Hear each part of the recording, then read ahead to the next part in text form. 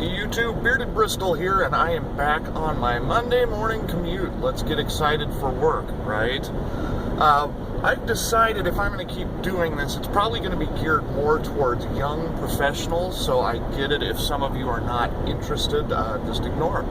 But I had a hard weekend. Saturday was almost non-existent because of a day-long garage sale. I'll do another video on that. Nothing like being punished with the common courtesy of somebody looking for a bargain.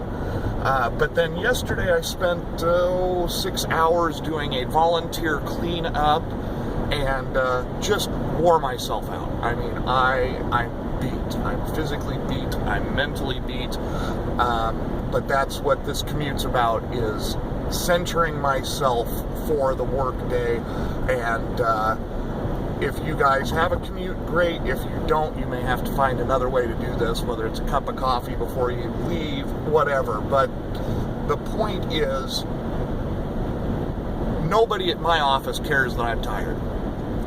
Nobody cares that I am sore and overdid it yesterday. That's not why I'm going to work. I'm going to work to fulfill a very specific set of requirements that lead to overall quality job performance.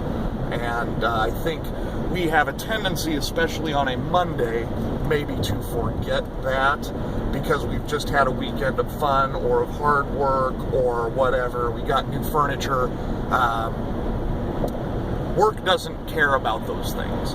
Work cares that you show up on time, ready to do your job, and that you do it well.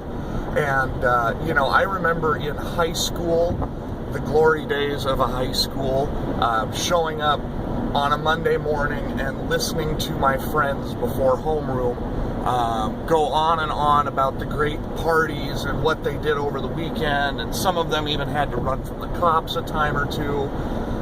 Transition to college, very much the same. Those first 2 classes or so on a Monday, everybody is reliving what happened on the weekend, and some of those that chose to party on a Sunday night maybe were still living it Monday morning. And college, fine, do your thing. I had my share of fun in college too, and I'm sure I talked about some of the parties. But when you get into the work environment, talking about those things, one, it sets a bad example for your boss or for your employer. And it doesn't even have to be the wild party or whatever. It's just the idea that you can't separate work from home or work from social. And, I think we've all probably been caught up in this at one time or another, but just don't do it. Keep that stuff to yourself. If you have a couple of coworkers that you're particularly close with, maybe you go out and have a beer with them after work and discuss those things. But when you're in the work environment, that's no place to be talking about how good your life is, how bad your life is, how hard you've got it, whatever the case may be. That's not why you're there. Work is not a therapy group. Work is there for you to do your job. And that makes it sound very cold, very monotonous. Well, sometimes it is. There's still ways to enjoy talking to your coworkers and having fun at work without talking about how great you are or how bad your life is. And, I think that's the distinction that needs to be made. And, when I was fresh out of college, I wish somebody had explained these things to me. Because there's no college class that preps you for work communication in that sense.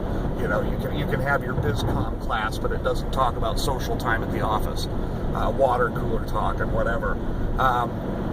One of the other reasons for keeping these things a little bit under wraps is I think we've all seen and maybe even been the passive-aggressive coworker. That passive aggressiveness comes from someplace, and often, the workplace is a competitive environment. There are people that are constantly looking to get ahead of you. You may be the one looking to get a leg up on everybody else, and when you start offering up free ammunition like big party or showing up late or I'm just not ready for work, that gives that passive-aggressive personality a window into who you are and the things that you value over work. And that's not going to help you anywhere. So just some helpful words of wisdom. I'm relearning all of this myself. If you haven't been paying attention, this is my second week back in the cubicle zoo. I'm looking forward to meeting more of the bears and tigers this morning.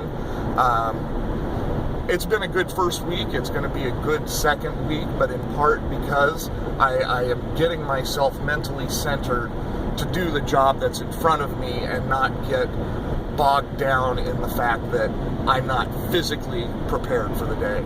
So anyway, hope you're all gearing up for a good week, and if you guys know what I'm talking about, love to hear it in the comments below. But nevertheless, have a great week. I am almost done with my 40-minute morning commute. You can see I'm racing through traffic as we speak. It's a long time to sit and think about work. It's even longer on the way home, but keeping cool, keeping my eye on the ball is the important part. So take care. Hope you all have a great week. We'll talk to you soon.